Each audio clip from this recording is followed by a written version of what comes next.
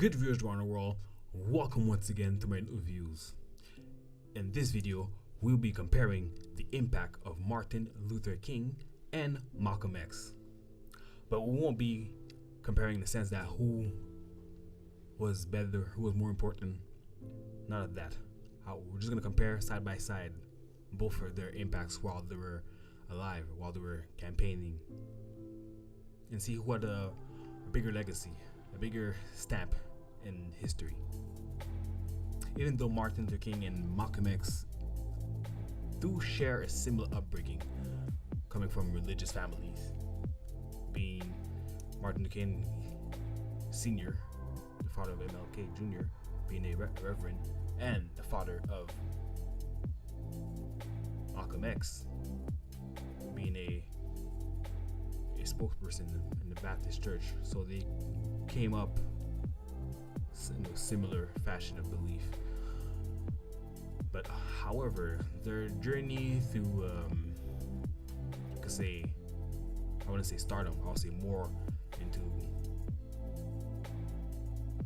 being an outspoken person. They were both individuals wanted equality for blacks. Martin Luther King more for integration, to be integrated within the other groups, minorities, whites, Hispanic, Asian, etc. Malcolm X more of a separatist, kind of say. However, they did fight for the black people of America at that time.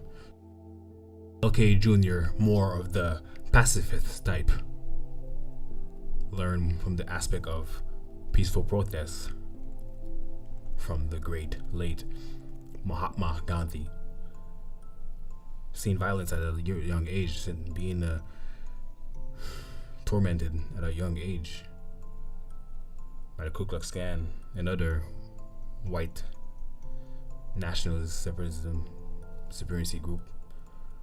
But all that developed because in his mind he believed that the non-violence protests would excel, would eventually create a foundation between blacks and white at that time, and we have no more segregation, no more for black people sitting in the back of the bus or having their own washroom or their own water fountain. No more of that.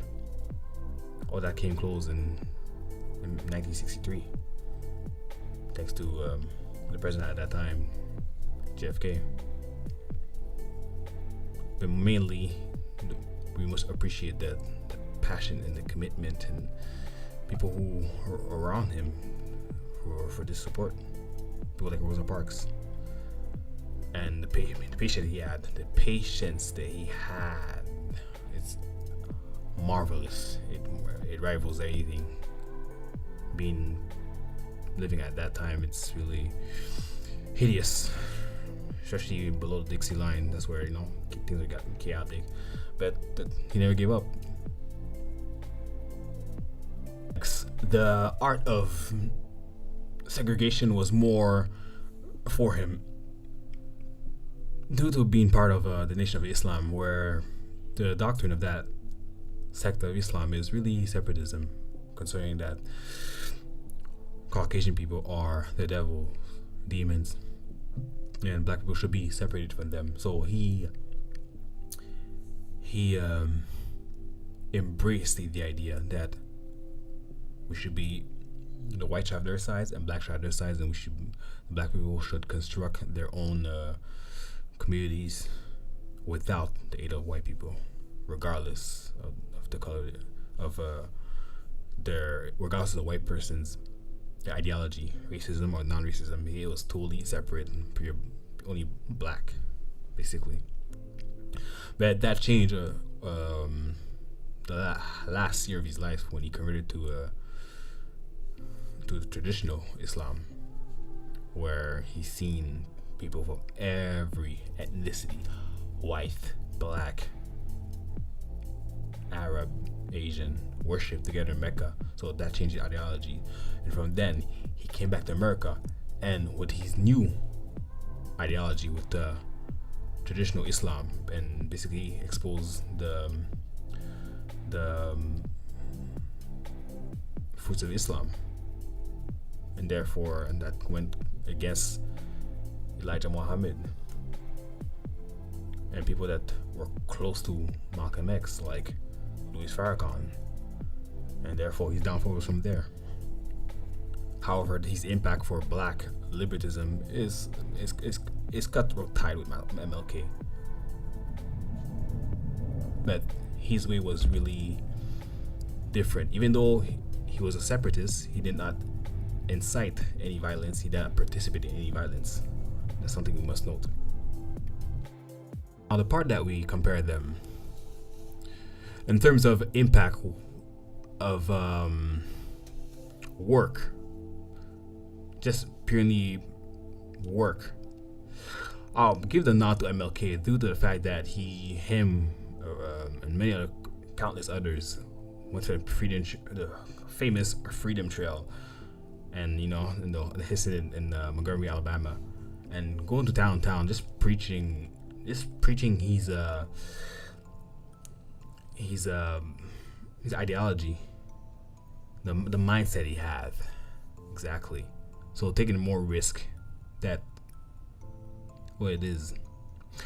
Not saying that Malcolm X did not take any risk. No, he did travel town to town. He was incarcerated. However, it's not for the same reasons incarcerated compared to Martin Luther King. He was incarcerated for freedom of speech and not being in the wrong place at the wrong time, and apparently disrupting the peace, even though he was a peaceful man. And Malcolm X was more, trying to rob off white people to get any means. So in terms of passive work, I'll give to MLK. If you go with influence at that time, both will be neck and neck. If you're black and oppressed and you're more passive, you'll lean towards MLK.